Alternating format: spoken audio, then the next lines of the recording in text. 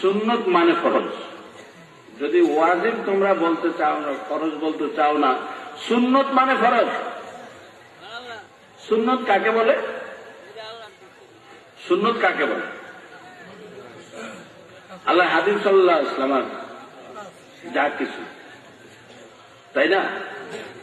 তো এই যা কিছু এটা পালন করা কি সুন্নত? হ্যাঁ, সুন্নত। এই সুন্নতের হুকুমটা কি? কে বলছেন পালন করো? আল্লাহ বলছেন। তাহলে আল্লাহর হুকুম কি? ফরজ। তাইলে প্রত্যেকটা সুন্নত আল্লাহর হাবিব সাল্লাল্লাহু আলাইহি ওয়াসাল্লামের মর্জি, তিনি সম্মতি মানে কিছু বলেন নাই, অথবা তিনি পছন্দ করছেন, নিজে করেন না, একজনের করতে দেখছেন, পছন্দ করছেন, ওনার পছন্দই ফরজ হয়ে গেছে। ওনার আল্লাহর বন্ধুর পছন্দ, আল্লাহ